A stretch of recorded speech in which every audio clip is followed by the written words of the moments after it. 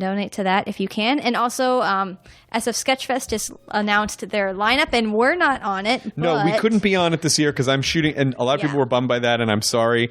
We're not trying to fuck with you. It's just that I am shooting my special on the 28th or 29th in San Francisco.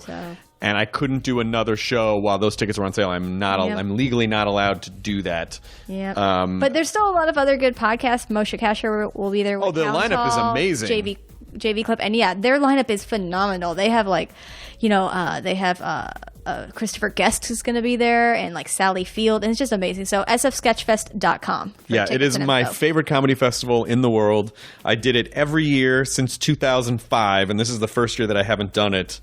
And it's happening earlier this year because of the Super Bowl. Yeah, Super Bowl's happening in San Francisco. Yeah, in San Francisco. Well, Santa Clara, it's not even the same thing. Still, don't even get me started on it. Yeah, well, it's just I've been talking to Janet before, and she was like, "Yeah, there's after a certain point, there's no hotel rooms, there's no anything. The city is gridlocked with Super Bowl traffic." So, and then I'll be doing the Fun Comfortable special. Handful of dates coming up that are going to be where I'm the last handful of shows I'm going to be at the Comedy Attic in Bloomington, and then Zany's in Nashville, and then I'm going to be in Atlantic City and Baltimore. So go to funcomfortabletour.com, and I think we're taping 2 shows for the special at the Palace of Fine Arts in San Francisco, and I think they're close to sold out or not. So anyway, funcomfortabletour.com, and there you go. This episode is Michael Shannon, who's so fucking funny. And he was, if you happen to catch him on At Midnight, because I don't think people think of Michael Shannon as a comedy guy, but he's hilarious. But his heart is a comedy guy's heart. And he was so fucking funny on At Midnight, and he was great on the podcast. Just so dry and hilarious and awesome. And he's promoting 99 Homes, now available on video on demand. Also, Freeheld with Ellen Page and Julianne Moore. It's no longer in theaters, but it'll be available to rent and buy soon. And also The Night Before with Seth Rogen, Joseph Gordon-Levitt, and Anthony Mackie, which is in theaters now. So get more Michael Shannon. He's in a ton of movies that are coming out. And maybe he might be a character by the name of General Zod. Maybe. If you're interested in that if that sort of thing is up your alley, then Michael Shannon is your guy. But he's fucking such a great he's such a great actor. He's one of those guys that when he's on screen, you cannot take your eyes off him. He's so compelling. And great. So thanks to Michael Shannon for being on the podcast and for doing the At Midnight. This episode of the Nerdist Podcast is also brought to you by Stamps.com. It's holiday time, which means don't go to the post office. Why do it to yourself? Please be nice to yourself this holiday season. Just use Stamps.com. There's no traffic in your own living room, or there shouldn't be. Or if there is, you're not in a living room, you're in a parking lot. Use Stamps.com. All right? Buy and print official U.S. postage, whatever postage you need, the exact postage you need, from your computer or your printer. And then hand it to your mail carrier as soon as you slap that sticky stamp on there. Right now, Stamps.com has the promo code NERDIST for a 4-week trial, plus a $110 bonus offer, including a postage and a digital scale. Go to Stamps.com before you do anything else. Click the microphone at the top of the homepage and type in NERDIST. That's Stamps.com. Enter the promo code NERDIST. Here's the Nerdist Podcast number 765 with Michael Shannon. Now entering Nerdist.com.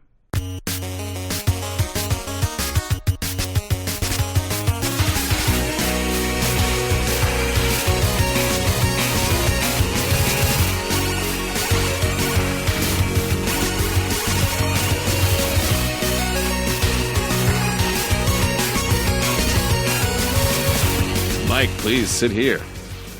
I am Chris. It's nice to meet you.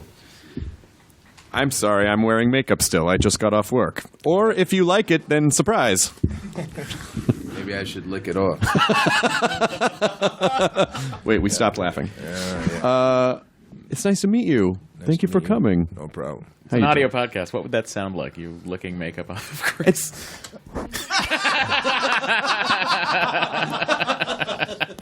Did you pick that up? Yep. Okay, good. Yeah. Katie got all that? That's exactly what that sounds like.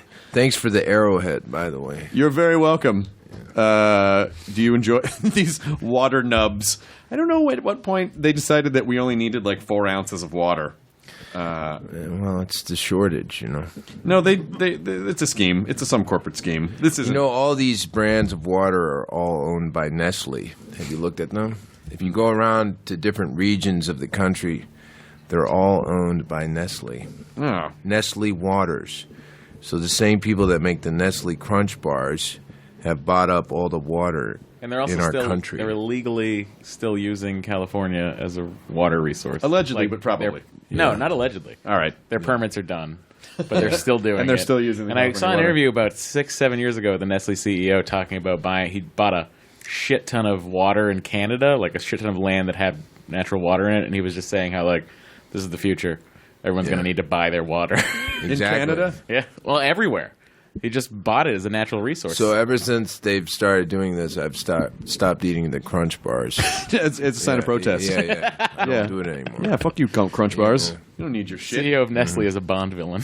That's gonna be. That will be a Bond plot at some It was point, right? Quantum of Solace. Oh, that's right. Oh, that's right. That was not my favorite one.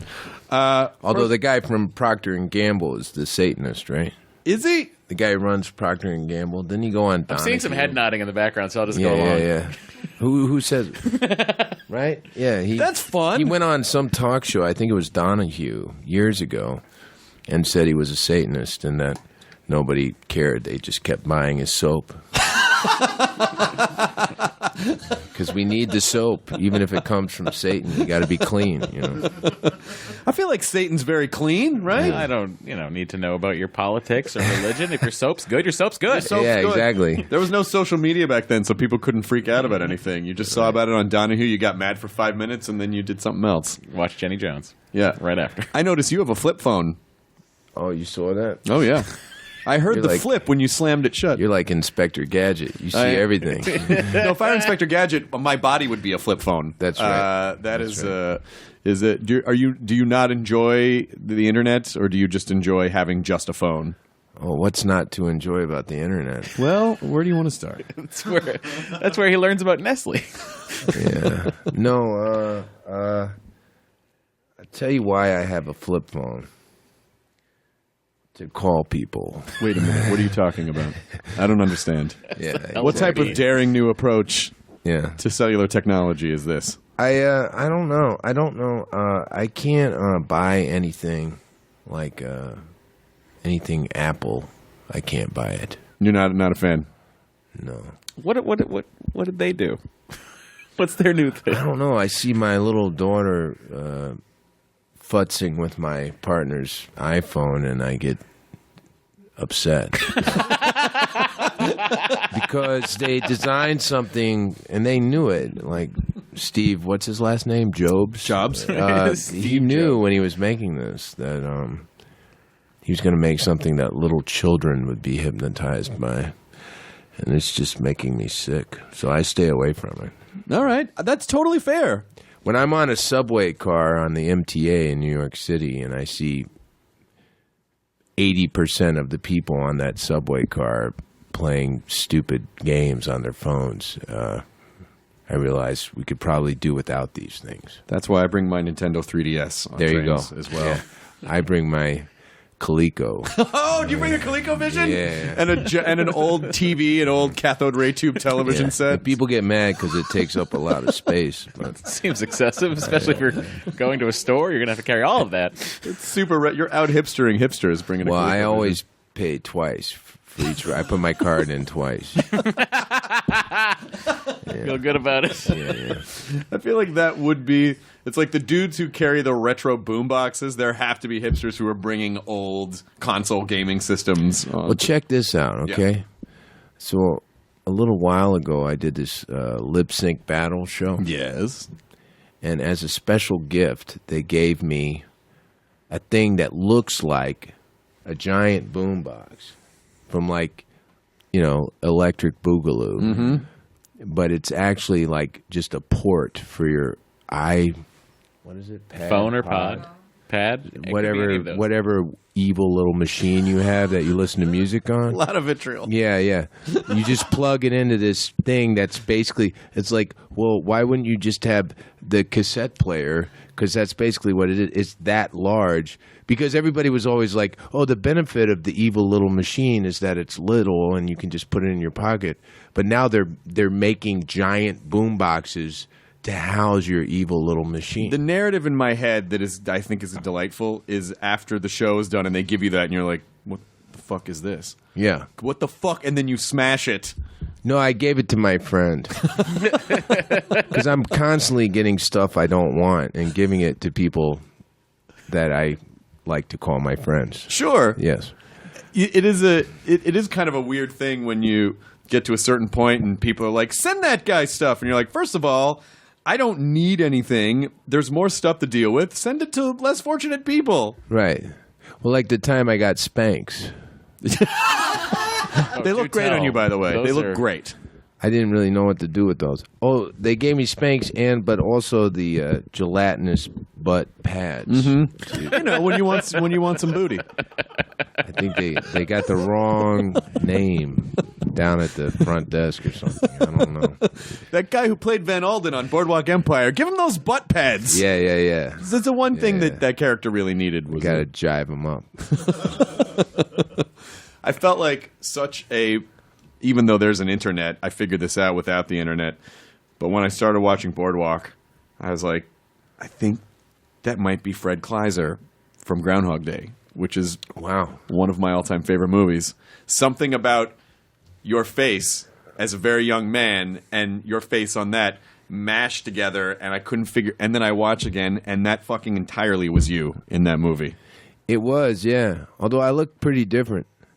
I mean, I got a picture of it on my flip phone if you want to see it. I would love to see that. Okay, let me go get it.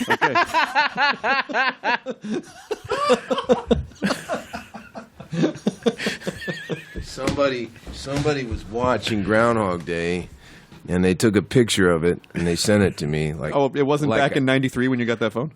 Like, I would be surprised. I didn't have a cell phone in '93. When did you finally give in? When did you finally go, fuck, all right, I guess I'll get a cell phone? See, there's the sound of it turning on. I got it like, I don't know, 7 years ago. Oh, he's a Sprint man. Well, this is actually Credo. You know Credo? No. Oh, everybody should get Credo. It's a progressive phone company. They're liberal because most phone companies are ultra right wing fascists. So, And they donate to the environment and yeah, stuff like that. I know you're gonna laugh. You think that's silly. I don't think that's silly at all. We should just do the whole podcast. I should just show you pictures on my phone. On your phone, and Yeah. people just hear the little beeps as you navigate the phone. But I don't know. I'm going to be very excited that you're going to show me this picture. Well, I mean- it's a dumb picture. I mean, somebody sent it to me, and they said, "Look, here's you in Groundhog Day." And I was like, well, "Why do you think I care?"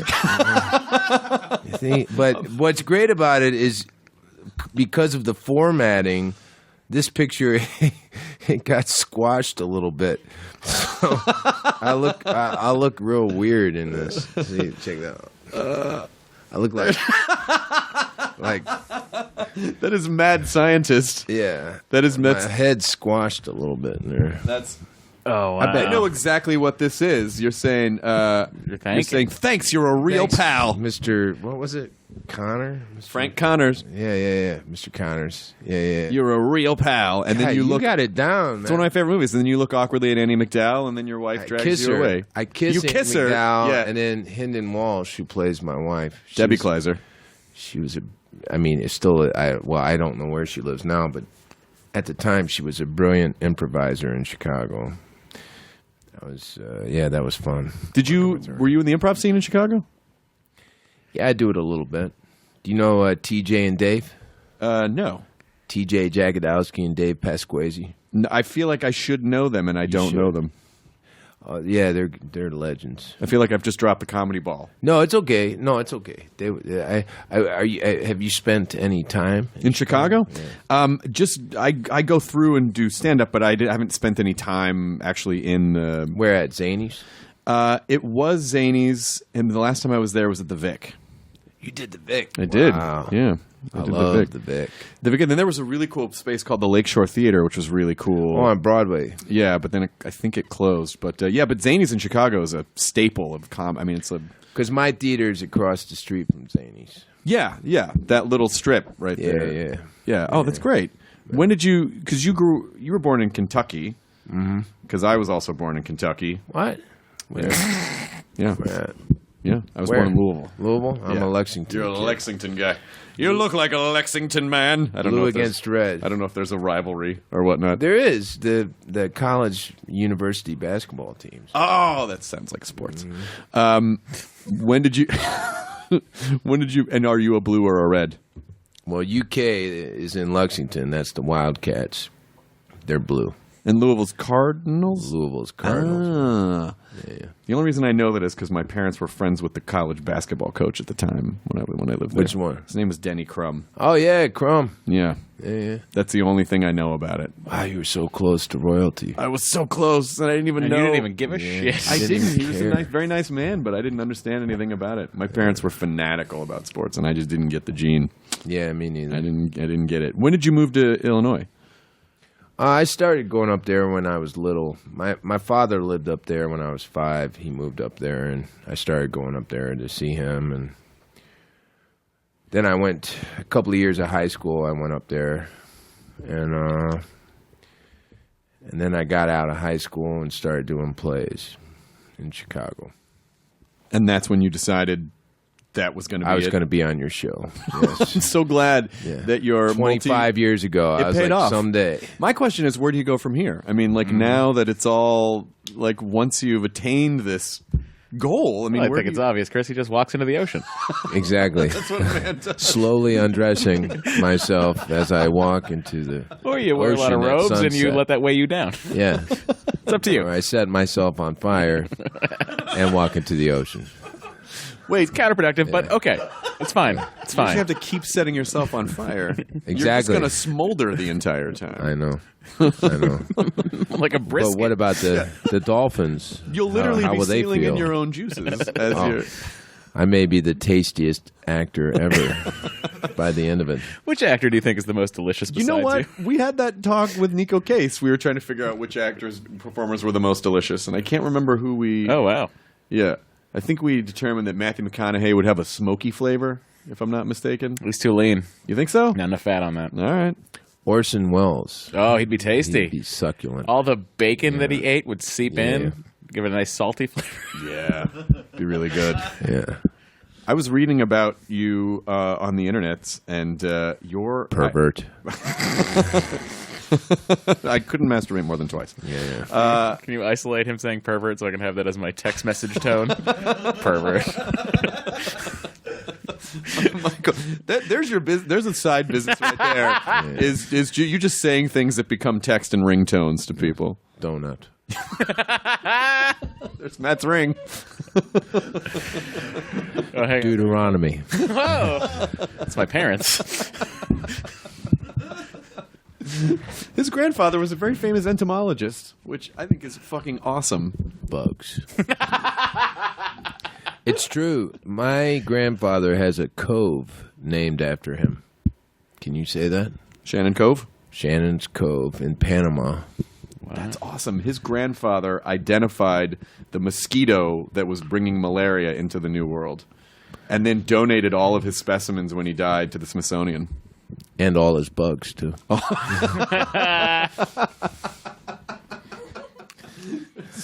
400 pairs of socks that are. Yeah. I guess we got to catalog it. Yeah. It's all in the Smithsonian, I'm telling you. They'll should take go there. anything. Yeah. The sock collection at the Smithsonian. I'll be there next week. I'm going to check it out. But you never knew your grandfather. He passed away. He was pretty young when he passed away. Yeah, my dad was 5 when his father died, so, yeah. Is your dad still around? No, he died, too. Yeah, They're all mine dead. too. God Yeah. damn it. They're all wiped out. What the dads. fuck? Yeah, Dead Dad Club. Yeah. What the fuck? Probably Nestle's fault. It is Nestle's When fault. it all we go. boils down to it, The crunch. The crunch of death. It's called a sweet release for a reason. Yeah, Nestle is exactly. harvesting souls to power their weird candy factory, And turning them into water. turning people into what? It's not unlike the Matrix. Nestle's using human beings as batteries Nothing would Yes. surprise me. to power their weird factory. Yeah. I was looking at your IMDb page, and you literally have Me like, too. That's so strange. You have like 12 things that haven't are about to come out. Yes. How did you cram that much? How did you manage to maneuver that many things at one time? Well, there are multiple dimensions, and I travel between them. I'd always suspected as much. Some of these movies were made in our dimension, and some were made in an alternate dimension. So they won't actually even be viewable in this third dimension. Oh, on Netflix, yeah. Oh, sure, Yeah, sure. Netflix is the interdimensional portal. You said you liked Superstring Theory. Here's some movies in 5D. Oh, Yeah, exactly. That's what they're going to do. No, most movies that don't have any money shoot in like 4 or 5 weeks, so you can cram them in. You just go 25 days and you're done. Do you like to? It seems like you like to work a lot. I like it all right. I wouldn't mind taking a break, but sometimes the opportunities they're not going to stick around forever. You don't have the luxury of saying, "Oh, I really want to do this, but I want to do it 5 months from now." Right. They're like, "No, we have the money, and if we don't do it right now, we'll lose the money." And so you do it. How long do you feel like it took you to hit a stride where it just? I mean, do you feel pretty secure at this point? Jesus, do I feel secure? I mean, secure with work. Do you feel like, I'm going to work for a while? No, just ask him about the general question, because I feel like that really got him. Yeah, that tripped me up, man. Shit. Well, I'm pretty much booked up for the next couple of years, so yeah, I guess so. But then things fall apart too. You get involved with a project, and then the money pulls out at the last minute. But I don't know. I feel like I could always find something to do.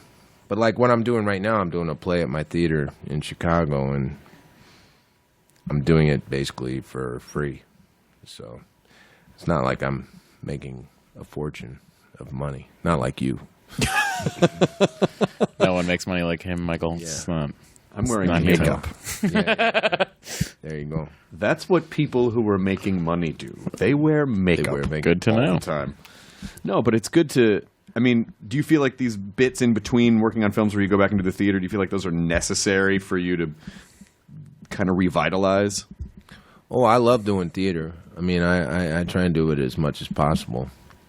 I mean, they're very different. Theater and movies are very different for me. But theater is more, maybe more cathartic for me, anyway. Movies are very technical, they're very... It's a very difficult process to try and make a movie worth watching. It takes a lot of exactness, I guess. Do you like that process? Sometimes I don't. I mean, you just know every day that you're on set that this is your one shot at getting this particular scene right. And so that's a lot of pressure. And when you're doing a play, no matter what happens, you can go out and do it tomorrow and do it completely different if you want. You don't have that luxury with movies. Do you have a preference for more intimate films that you shoot in 25 days, or like a massive budget superhero franchise, like your Man of Steel type film, for example? Well, I like both of them for different, different reasons. I mean, I really, Jesus, I sound funny. It's the Nestle's. It's the Nestle's water. It's drying particles. In it. It's sentient water. Added dry particles. You need to the more, water. don't you? And yet I'm still thirsty. I don't know. You ripped the label off, but I don't know if that's going to help change the quality of the water. No, I think it No, might. I can feel it changing already. No, I love doing Man of Steel. I mean, I love working with Zach. I mean, that guy is so much fun to work with. I mean, it's hard to say that there's a huge difference for me personally. I mean, I do like the adrenaline that comes with knowing you don't have a lot of time. I think sometimes that pushes you to a place of more, I don't know, honesty or something. Sometimes you get too much time to think about something, then it becomes very, premeditated or whatever. So sometimes it's good to just rush through it and see what comes out of your, subconscious. So without giving too much away, what is the exact plot start to finish of Dawn of Justice?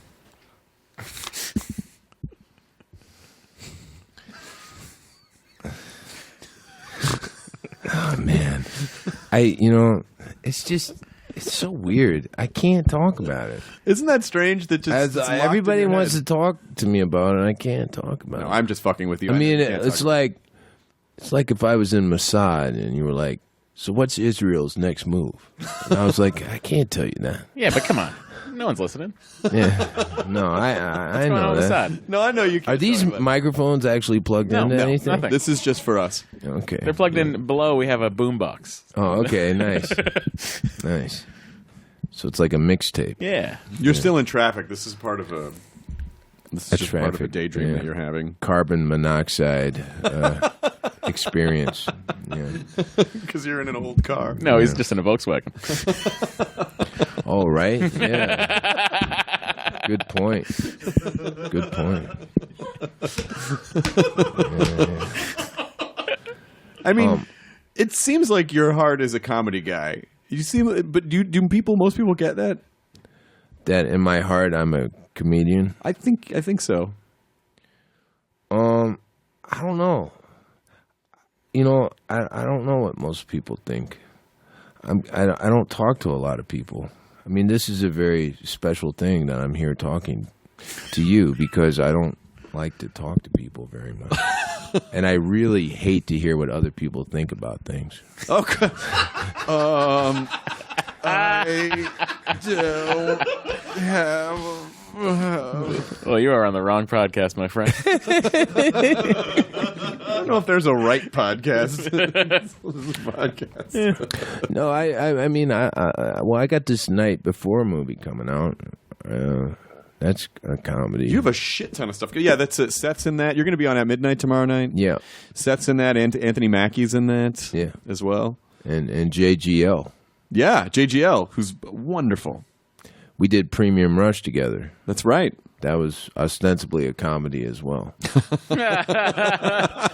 Nothing's funnier than messengers They didn't market it escape properly. death. Well, my part anyway. It had a lot of jokes in it, I thought. I don't know. Maybe I just have a dark sense of humor, I guess. I don't know. I think that's healthy, though. I think a dark sense of humor is healthier than not having a dark sense of humor. I don't know how else people deal with the fucking world if they didn't have a dark sense of humor. Well, yeah, I mean...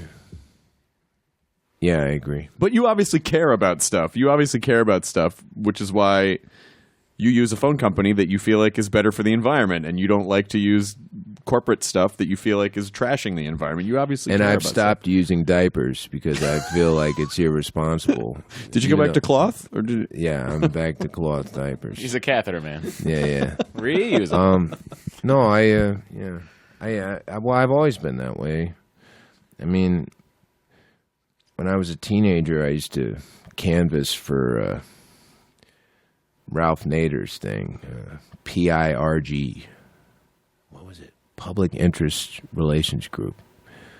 But you'd go door to door and talk about the air and the water, and people would slam the door in your face. Now they make them do it on the sidewalk. You don't even go door to door. You just stand out on the sidewalk. Have you ever seen this? Well, in L.A., this probably doesn't happen. No, there's not a lot of foot traffic in Los Angeles. Happens on Larchmont. On Larchmont, they do it? Yeah, all the time. Well, I used to be one of those people.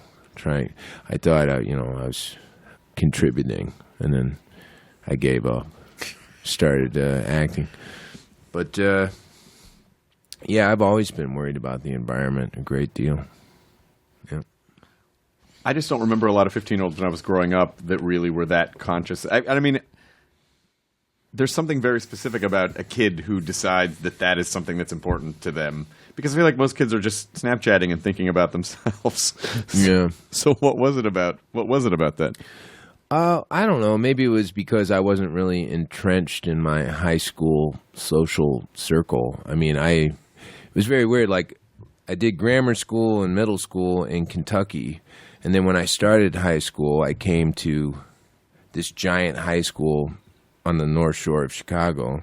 And I didn't know a soul. So it wasn't like I didn't have that clique to entrench myself in. So I thought about other things, I guess. And then you never gave up. I never gave up. I'm not a quitter. Says the man who's walking into the ocean in about a half an hour. Exactly.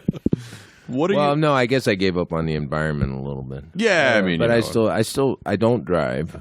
I mean, I don't have a car. You don't need to. You live in New York. Yeah, exactly. Exactly. So hopefully that's helped. Although I fly around all the time, which is terrible. But United was supposed to be buying some planes that ran on biodiesel. Did you read about that? No. Did they not? They might have, but I can't fly them anymore because they're so terrible. I wanted to switch to United, but they're... I've not had the best experiences on United either. Oh, that's always my last-ditch airline. Yeah. They used to be great, but they went downhill.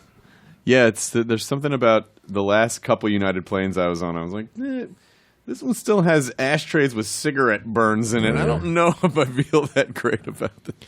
The last United flight I got on, I was going to Chicago, and it was a late flight. It was like a red-eye flight.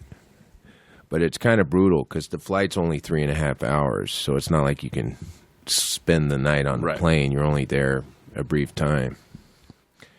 I think it was supposed to take off at like midnight or something. And they board the entire plane. We're all sitting there. Then the pilot comes on and he says, well, it looks like somebody on the ground crew thinks we might have a flat tire. And I've been flying since I was a little boy, and I've never heard this ever in my life.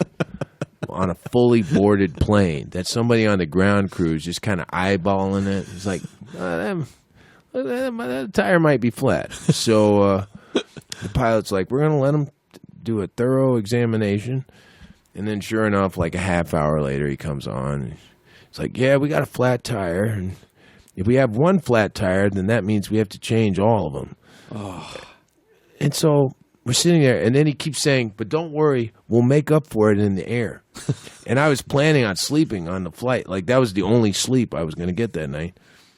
Isn't this the best story you've ever heard? It's good. It rivals the Magnificent Ambersons. And then like an hour later, we took off. And then the guy got to Chicago in like 2 hours. I don't know how. And he really did make up for it. Well, not 2 hours, but much quicker than. Because they're always dicking around. They always take their. Well, slow. That's the thing. I don't know if you know this about most. The airlines, the routes they take between cities are not the most direct routes. Sure. They zigzag. They don't go like in a straight line, like the absolute most direct way. I don't know why. I don't know why they do that. Probably more fun, or weather patterns, or air traffic, or air traffic patterns. Or they got to burn a certain amount of fuel before they land. I think you're lucky that the United pilot didn't get on and go, did anyone bring a spare tire? Oh, yeah. Well, Dory, my wife, was coming back from Haiti 2 weeks ago, and the flight was through Atlanta. So she gets to Atlanta. She was going up to New York from there, and they loaded everybody on the plane, and then the pilot came on and said, we got a problem. We updated the plane's software, and we can't seem to get it out of the metric system. Oh, shit. Which is a huge problem for planes because of fuel and liters versus gallons. It's all the numbers. So they're like, we're gonna see if we can get this fixed. Hour goes by. They're still on the plane. Comes on and goes, can't get it fixed. We're going to go ahead and try and load the old software back on the plane. Oh, God. So get the ColecoVision back in there. Another 2 hours later, Fly the plane with the paddles. They deboard, and they just ushered that plane into its hangar because they're like, we can't figure this out. Oh my god! And they're at the hub. They're at the Delta hub. Like they couldn't fucking pull another plane. And the other time, and then right before that, Dory and I we were leaving to go up to Seattle, and we took off from LAX, and it was on Frontier. Or Alaska, it was on Alaska Air, and we took off, and the plane was old. I was like, this is a pretty old plane. And then we took off, going over the water, the LAX flight pattern, you go up and over the ocean. And then I just heard this thump, thump, thump, thump, thump. No. And I just said to Dory, I was like, that is not what it's supposed to sound like. That sounds like a hydraulic line. So the pilot comes on and says, we are leaking hydraulic fluid. Oh. We're going to go ahead and turn around. Oh, shit. And then you could see hydraulic fluid shooting out of the water. And then as we're coming in for the landing, you look, and it's just the whole fire department's there, everything's like that. And I was like, I said to her, I was like, don't worry, it's the landing gear stuck down, which is where you want it stuck. Right. So, we came in, we had a pretty nice landing, but we got off the plane, and I looked up that plane. I was like, let me look up this plane. When was the last time this plane was made? The last time this plane was built was 1999. If you're flying a plane, I'm not driving a Toyota from 99. You shouldn't be flying me in a fucking airplane. From 1999, yeah. They can just 16 stick some years. of that together. They can just stick some of that back together. Ridiculous. They And just then refurbish it. we finally got to Seattle. We were supposed to fly to... Tell it, Andy Rooney. Try to fly to Iceland. We got to Seattle, trying to fly to Iceland, and the Finnish airplane was like... Or Iceland airplane was like... they started to board us, and then they were like, okay, we're going to stop boarding. They let everybody off, and we're like, what's wrong? And they're like, we need a part. It's like, what do you mean you need a part for the plane? They're like, we have to have a part. And well, we'll figure out what that part is. I was like, well, what are you going to do? And they're like, well, we might have another plane coming in. We can take it off of that one. I was like, well, what about... Yeah, fuck those. It's like Legos. Yeah. Yeah. My daughter just built a Lego plane. So it's probably a more dependable flying machine than any of these other planes we've been talking about. Yeah. We've had bad luck with planes lately. But anyway. What are you doing flying Alaska Airlines, man? It was the only way to get up to go to Iceland. Alaska's not terrible, though. Alaska Air is not terrible? Alaska Airlines not terrible. It was fine. They That had the plane, big however, crash. the plane that was shooting hydraulic fluid past my window was not a great Is plane. this show sponsored by Alaska Airlines? Listen, I'm just saying they do a lot of great work for the We're gonna have to environment. cut out my story if that's the case. And Alaska is... The ocean needs hydraulic fluid. That's what makes the water grow. Yes, Michael, they're... yes. Hang on, what? You're right, Michael. They are increasing their flights to 19 new destinations that are exciting to you, the listener. Yes, exactly. Direct to Buffalo. Yeah. They have the greatest frequent flyer mile, 5 years running. Yeah. But their program's great. And they have Miles great don't expire. animals on the backs of their planes. Do they? Painted on the... I just thought it was like a Native American. Well, to Chris, that is an Okay. animal. All right. There's no difference. That's his personal politics. That was the best. At all. Welcome, the new host of the Nerdist Yes. podcast, Michael Shannon, everybody. Michael, welcome Eskimo Airlines. back. You'll get Inuit. Yeah, you get into it. Guys, we have a lot of fun here. Thanks so much for being here, Chris. We really You've been do. a great Rightfully, guest. Michael, you get to take over the podcast now. That was the death throw. That was a great run. You must feel very vulnerable being in the position you're in. People constantly coming in here and trying to get you to trip over, and stumble, and reveal your true personal demons. I wish.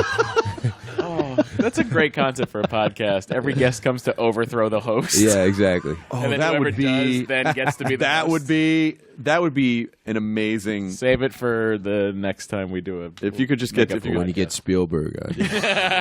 he's gonna Spielberg's like, I'm gonna do this. Yeah, I'm gonna yeah. do this. I'm gonna overthrow these I'm gonna bring that prick down. No. I just I honestly normally when we have guests on, but sometimes it's hard to get actors to talk. They're not thinking so much about overthrowing me as they're just worried Thinking about what they look like without their clothes on. That's right. They're thinking about what they themselves look like without their clothes on. Yeah. What do I look like without my clothes on? It's been a while since I looked in the mirror. Are those like handcuffs on your keyring? What is those this, Are really man? interesting. Oh, well, that's just that's a little clip. I throw that in there like a janitor on my belt on my On your- pant, yeah. and then this is just a way to keep all the keys organized without having like a bunch of keychains. It looks like you're a security guard at And then Meerkat I've got- Manor. and then we have- just we're- like throw the cups Yeah, on. yeah, the We're a Meerkat. Volvo family, so I have my right. wife's keys and my keys on there, and I How many walk here. kids you got? 0 kids. They just got married. We just like got married. a month And you have ago. a Volvo? We have 2 Volvos, matching Volvos, which we bought before we knew each other. Wow. That's how they knew it was right. We're just into safety. Safety first. This is sponsored by Alaska Airlines and Volvo. Yeah. No, we're being kind to Volvo. Do you think we could be sued by Alaska Airlines? No. No, you can't be sued for saying podcast. that you don't like something or having Or an experience. Yeah, just I'm telling you facts. If you said, something like, "Oh, an Alaska Airlines plane definitely fucked a baby," then yes, then you could get sued Well, for Chris, that. that's actually true. Wait, Yeah, no, yeah, Matt, yeah. now Saw that it you can happen. get sued for. I saw it happen. That you At can the get Denver Melrose. Airport. No, it was at the Denver Airport. Denver That It you was could get built sued by for. the lizard people, Illuminati. You cannot- Look it up. You can't make a claim. You couldn't say something that as though it were a fact unless you had proof. But you're allowed to opine. You're allowed to say like everything you said about United's fine. I agree with you. And I'm sure someone is probably going to reach out to your PR from United and be like, "Hey, we're just going to give Michael Shannon some free." Is that your? They don't have all the parts. Oh, we were going to say Miles, but I guess. Oh, God, I'm probably going to get fired for this, but yeah. Here to pick up my plane. Oh, I guess we can give him a plane. Jesus Christ. All right. I'll run it upstairs. Bob, Yeah. listen. I don't work here anymore. I had to quit. It's too much pressure. Oh, Jeff Smizek, right? He's the CEO. Is that the CCO? Because now when you get on, you got to watch that safety video, but it opens with him saying, "I'm the CEO." A lot of the CEOs are on the Smile. safety Yeah. videos Yeah, now. they're all up in it. I'm Richard Anderson, CEO of Delta Airlines. Oh, man. From This behalf is the- of the Delta family, Yeah. thanks for... Thanks for letting us screw you over today. I just want to make sure Make your life hell. you feel like I give a shit about you. Exactly. Also, we can't turn the plane on, so the air conditioning is... Don't worry about it. You'll just be on the tarmac for a while. Don't ask any questions and shut the fuck up. In the eventuality of a water evacuation, Eventuality.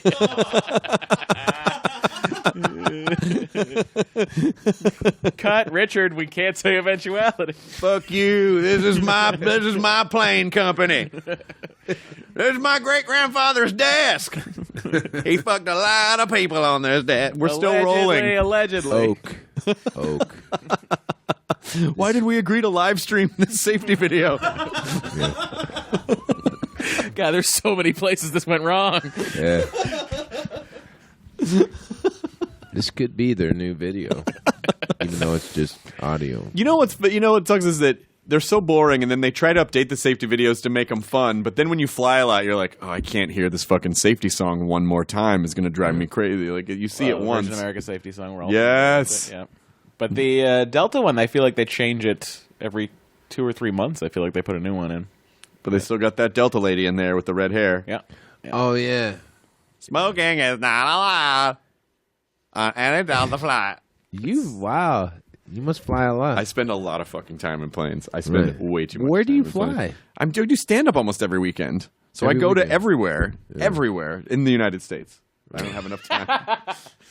I don't have enough. What are you doing this weekend? Um, Because I'm having a little get together. Interesting. yeah. I'm. You bring up the get together right after you find out he's gone every weekend. I like your I was style, gonna have Michael him- Shannon. You know what? I can change my plans. I'll come over. Of course I will. No, it's in Chicago. You can Oh, okay. Well, I'll perform there. piggyback on this thing. I got going on. I actually have this is my first weekend off in a very long time. Congratulations. Thank What are you. you gonna do? Mani Petty, Manny Petty. Yep. spray tan. It's got spray tan it up. Got to go in there. I'm gonna have some abs painted on, Nice. Botox, lip plump, and I'm just gonna have an extra eye put in my face. Oh, wow. Just to draw attention away from the fact that I'm getting older. Sure. You just put a third eye on your head. You don't seem that old. I'm older than you. Really? Mm-hmm. Yeah, I'm older than you. Get up. All right. Sit down, I'll Junior. I'll do whatever you say. That's how that works. Yeah. Respect. Respect your elders. What do you do with free time? Well, you have a child, so you probably spend a lot of free time. You have 2 childs. Yeah.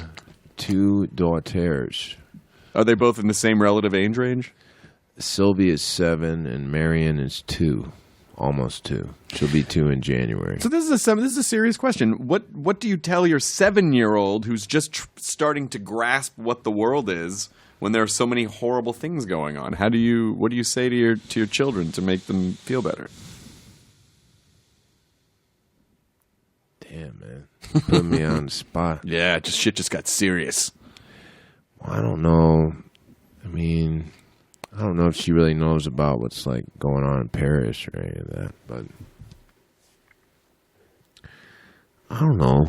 I just try and let her know that I love her and that I'm there for her and I'm trying to take care of her as best as I can, you know. Does she understand? Do kids understand your job? Do they understand what you do?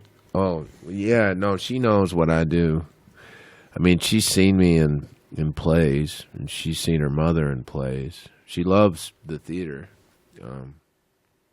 So the movie stuff, she don't watch those, but she knows about it. I mean, she came and visited when I was doing Man of Steel. She came to Vancouver. Excuse me. And visited the set, and so she knows what I do. But I am gone a lot. But every second that I can be home, I'm home. You know, if I have 2 days off, I go home. Even if I gotta, pay for it out of my own pocket, I just go home. So, and when I can't be there, I just call as much as I can, keep up with them. You know? Got to teach your kids how to play ColecoVision. Yeah, sure. Well, she's got a little tablet. You know, the tablet. Yeah. She likes that one. Some sort of castle where you try and get the ball to roll around a certain way without falling off the thing. Or whatever. If you're just tuning in, you're listening to Michael Shannon Explains Children's Games. Yeah. It's ball and a thing. It's fascinating. Did you play video games when you were growing up? Because not everyone can just whip a ColecoVision reference right out of thin air. No, I was, familiar with the Activision, Intellivision, Intellivision, Atari. Go to the arcade from time to time. I was a big fan of this game called Elevator Action. I know Elevator Action was fucking great. Yeah, they had that at my neighborhood convenience store. So I would go in there and get some bubble gum and play Elevator Action until I ran out of quarters. Yeah. What was the primary objective of Elevator Action? I just remember a lot of elevator you were jumping from elevator to elevator. And you were like blowing dudes away. I thought you were going to say blowing dudes in elevators. You were blowing dudes in elevators. Yeah. So the faster you hit the button, the more pleasure. Some hot elevator action. Well, I mean, all the dudes were very nondescript. You couldn't really see their facial reactions. Yeah, sure, of course. Well, the technology at the time limited the 8-bit nature of the... It was like squares. Yeah, basically, yeah. So it was very difficult to tell if they were happy or sad. Yeah, just by the sound. Yeah. What? Yeah. That was the 2 sounds. That was the reveal. Yeah. And then I played what else? Shit. I played Dungeons and Dragons. Yes, me too. Do you still play? No, I've moved on. It's time. I am your elder, and I am telling you, you have to go back. Oh. Let's roll you up a character right now. Oh, okay. I had an elf, a good elf. He was good? Yeah, he was Lawful good? badass. No, I mean, he was like, you wouldn't want to mess with Oh, you him. want to fuck with the elf. He had a lot of magic weapons and magic powers. I mean, I think D&D is a great game for kids to play now because it instead of letting their imaginations be dictated by whatever's on a screen, you really had to be creative to play that game. Yeah. And you had to learn about probability and fantasy, and I think I think kids should have to play D&D now and force them to use their imaginations. Well, I mean, honestly, I credit Dungeons and Dragons with my success as an actor. I'd suspected that when you. Most of the characters I play, the first thing when I'm doing my script analysis, I said, would this be a dwarf or a cleric or a thief? Okay, let's go through some of your characters and figure out what race they were and what alignment they were. Okay. Fred Kleiser. Elf. Van Alden. A dwarf. No, he was a halfling. No, he was a troll. Ultimately, he was a troll. Hobgoblin. I think that's great. I think D&D is great. Wait, what was General Zod? Centaur. Chaotic evil or chaotic good? Neutral evil. He was Working neutral for his evil. own- He was lawful neutral. Yeah. He He was kind of doing the right thing for, as he was. I think he As he was. thought it was. I think he was lawful evil. I think he was lawful. No, he wasn't. Not on Krypton. Not on Krypton. He wasn't, but It's on Earth. all relative. Yeah, that's All right, where man. he came from, though. He was. Well, now you're talking just about from Kryptonian D&D, Krypton. which is they have entirely different rules. They play do. with crystals. They have different. They have a 7-sided dice. No, But he was just built to protect. Look, there are Kryptonian people life. on Earth who are scheming how, when we've completely fucked this planet, which is going to happen any day now, we'll just go to some other planet and live there, which is basically the same thing that General Zod does in Man of Steel. Now, are the people that are coming up with those calculations currently, would you say they're lawful evil? I would not. You'd be like, I want that person to be my friend. So basically, you're saying Superman is protecting a planet of General Zods from General Zod. No, it's just No. what happens on Krypton is very Stays on similar. Krypton. No, is very similar to what's currently happening on Earth. Yes, that's very. I would tend to agree with that. Krypton's I would tend to agree dying. with that. General Zod has The opening scene No in Man one of will Steel listen. No is one will General listen. Zod standing in front of the Senate or whatever, being like, "This is screwed up. Our planet's about to explode." And they're like, "Well, too bad." And then it happens. Yeah, but he's like, I have to protect the people of Yeah, Krypton. yeah. That's what I'm built to do. Yeah. I need to do it. And then when he has the good fortune of landing on Earth, he's like, oh, great. I can bring everybody back. We have all the DNA. Right. But in Donner's Superman, they go into the We're Phantom not Zone. talking about Donner's Superman. But it's a mirror world. It's a Phantom Zone. It's a prison. Well, we know which one you like better. Thanks for having me on the show. Maybe you should be talking to Terrence Stamp right now.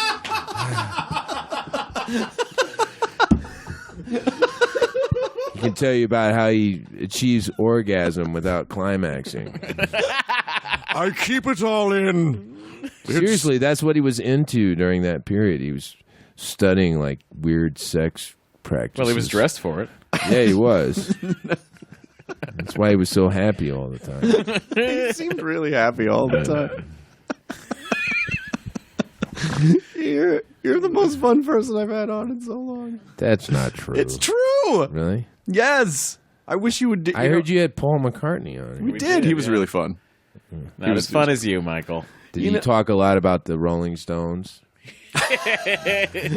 Yeah, he just kept saying those cunts. Right? Yeah. No, he was really cool. He was just really nice. I don't know. I think there are some people that are so used to people freaking out over them, and when you just talk to them, they're just normal. You know, he was Yeah. he was pretty as normal as a normal guy. as Paul McCartney can be. Yeah. He was, yeah. But I mean, I've met people that were not remotely in the position that Paul McCartney was in, who were not as fun to talk to. Have you talked to Rihanna? I've never talked to I Rihanna. bet she'd be great. I've never Why talked have to you not Rihanna. talked to Rihanna? I don't know. I don't have Do a you reason. pick your guests, or are they appointed by a committee? By a government committee Yeah. that there's a process. I used to. The Center for Disease Control. The CDC picks all the guests. That's Yeah, the yeah. Kryptonian Senate that Yeah. dictates who are Guilty. I used to, the first couple years of the podcast, I used to basically just ask people to come on, and then I hired Debbie and her friend Ashley, and then they started booking the podcast. Headhunters. That's right. They're podcast headhunters. Yeah. They were working for Conan. They used to book for Conan, and then Well, he won't have me on. what? He won't. What happened? I'm not sexy enough. What? I can only do this because it's not visual.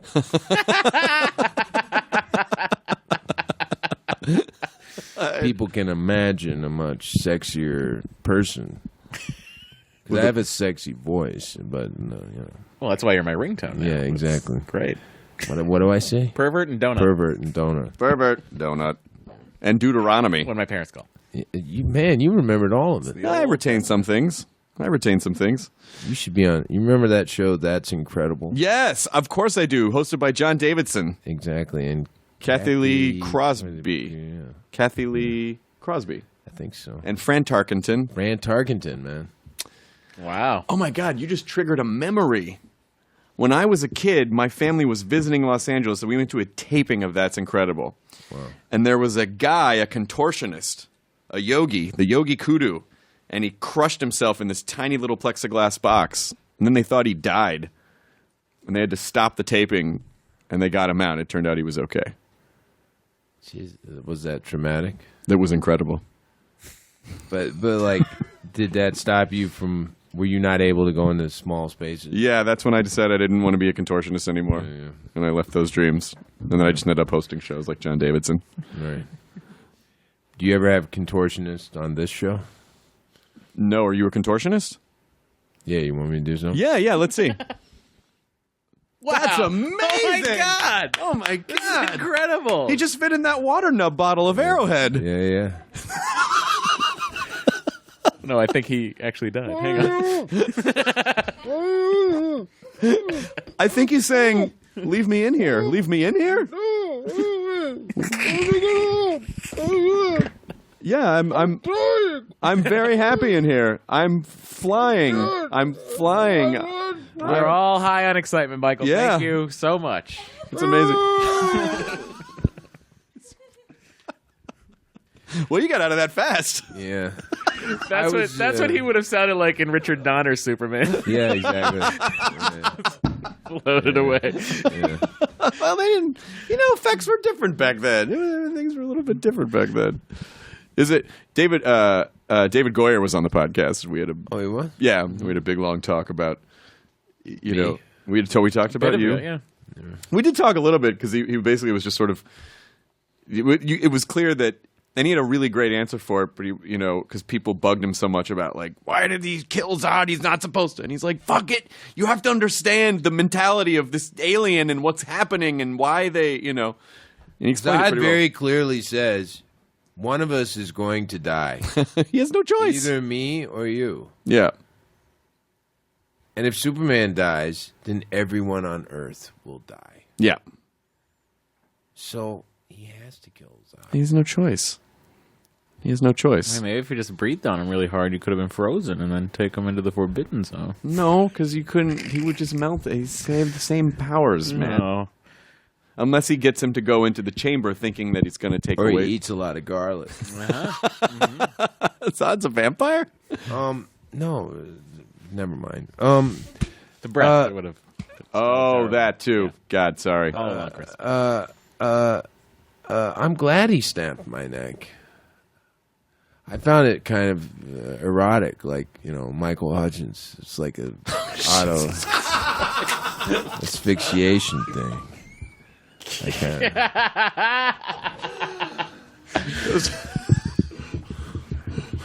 That is some next level BDSM right there. Just like an elevator action, which is also next level. Yeah.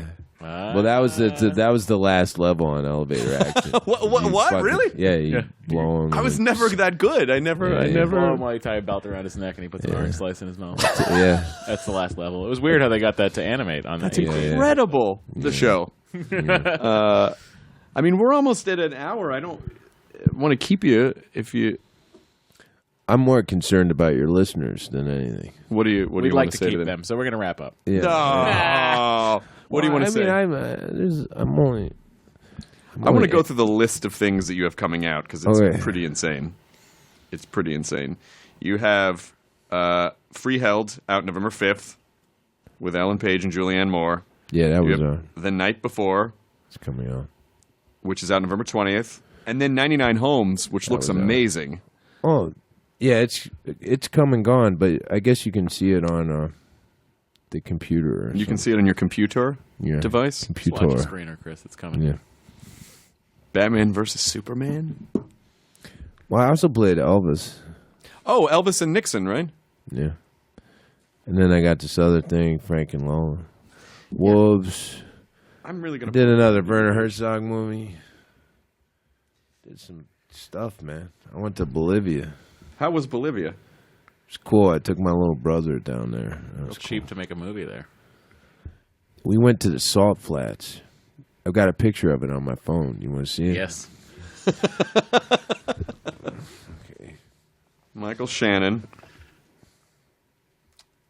Let's see. Oh, that Fred Kleiser picture's still on there. I mean, look at that, man. That's weird. It is. Yeah, it does. Yeah, it my does head's all twist it. squished up. I feel like I need a picture of your phone with the Fred Kleiser picture on Here, it. take it. Okay, Go ahead. great. And then maybe you can send that out to Broke all of technology. the listeners. Perfect. The Minions. Let's see. Minions. Back. Some I've got 214 pictures on my phone. They're all pretty interesting. So, Do you want to walk through all of them? God damn it! I would watch this YouTube here's me as show. a rodeo clown. Oh, you're not fucking kidding. That's not a bit at all. No, that's What were you doing as a rodeo clown? I was doing a cameo in a friend's movie. They wanted me to be a rodeo clown, so I did it. That is fantastic. I'm pretty willing to do different things. Do you feel like, is there anything you feel like you wouldn't do? Is there any type of movie you wouldn't do, any type of character you wouldn't play, or do you feel like you do everything if you like the script? Yeah, if I like the script, yeah. I mean, I'm trying to shy away from too many vampire, male prostitute parts. You only want to do a few of those. Yeah. There's that salt. Oh, cool. Oh, the salt flats. Oh, that's awesome.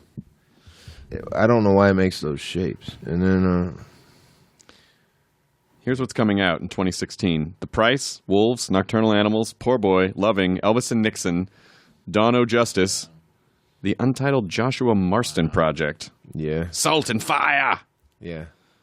The Night Before, Frank and Lola, Midnight Special. Yeah. Jesus. It's fucking amazing. Well, So your first couple days on set of Dawn of Justice were pretty easy. You just lay there. You're already dead. Pretty cool, right? That's in the trailer. Was the rodeo clown picture? Is that what happens? Is that what happens to Zod? that's what happens to Zod, actually. He turns into... Lex reanimates him to turn him into a rodeo clown. He'd be the best rodeo clown because he can actually handle the bulls. But did you hear about Flippergate? No. You haven't heard this? No. What's Flippergate? Because it was on the internet. Yeah, I don't believe in it. I don't believe that exists. Well, some dude was interviewing me, asking me about this damn movie that I'm not supposed to talk about. And I told a story. I said, well, he's like, what was it like to work on it? I said, it was very stressful because one day I had to go to the bathroom, and in this version of it, Zod has flippers I did hear that. instead of hands. So I was in the porta potty, and I was trying to go to the bathroom, and then I heard Zach through the little vent in the porta potty screaming like, "Where the fuck is Shannon?" And I was nervous because I hadn't gone to the bathroom yet, but I could tell they really needed me. So then I was trying to get out of the porta potty, but because I was wearing the flippers, I couldn't open the handle on the porta potty, and I was stuck in there. And Zach just kept screaming, "Where the fuck is Shannon?" And finally, I was like having a panic attack, and I started pounding on the door, and somebody got me out. So I told this story to some dude, and he like reported it like it was. Like it really happened. Now, when that happens, does someone from Warner Brothers call you and go, "What has happened?" Or do you just go, I was clearly not being serious"? Someone from the Department of Homeland Security called me. Sure. What's his name? Tom. The guy who runs Sizemore. It's Tom Sizemore. Tom Sizemore, yeah. He thinks he runs the Department of Homeland Security. Warner Brothers didn't really care. I think they all knew it was a joke.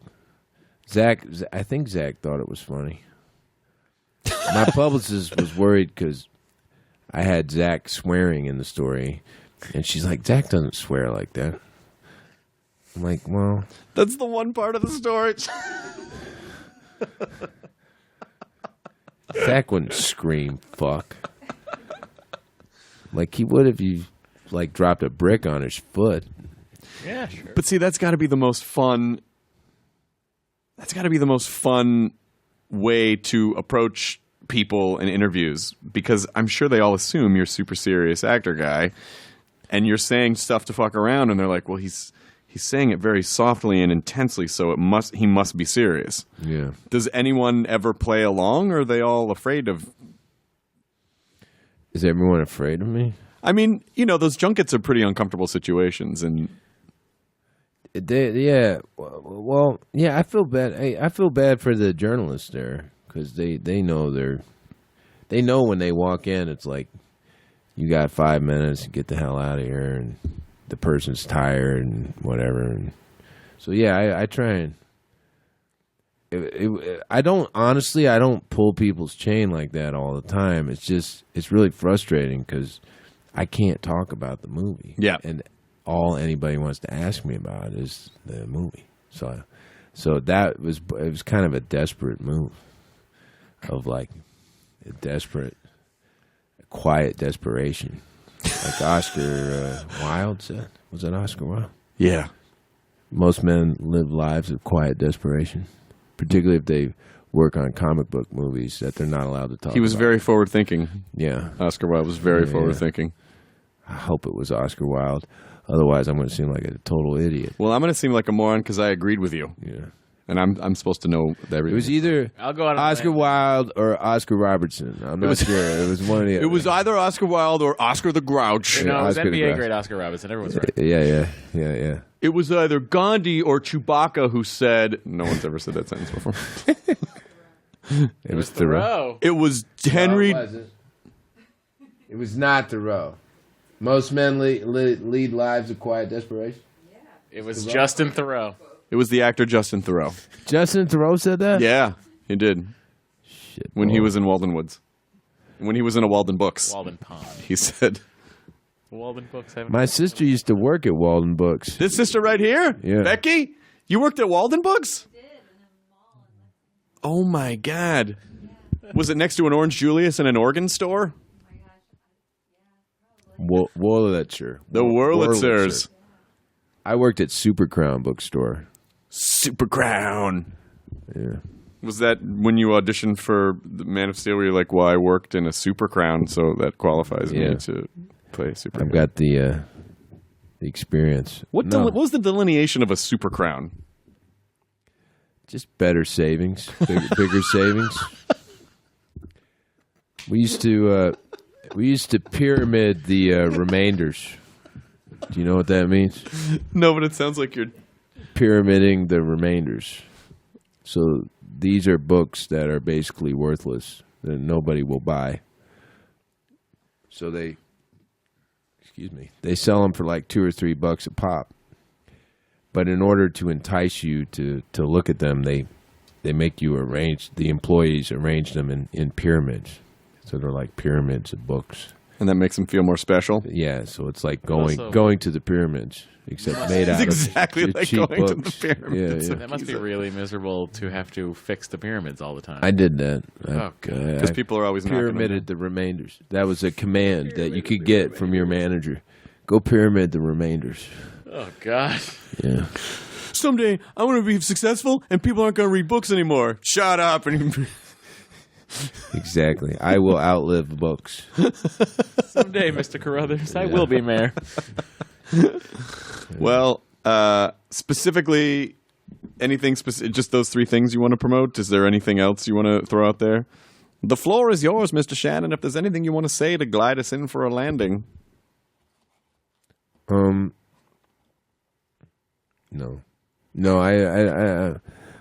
I'm very satisfied with this whole experience. Good.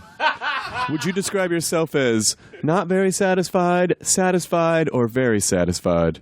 Very satisfied. Oh, good. That's what we should do. Is we should at the end of podcasts, we be please hold for a brief survey. Like when you get through customs, they usually have when you go through like in Heathrow, they have it. Oh, the green button. Green button, like they have the how is. I always hit the red one, security.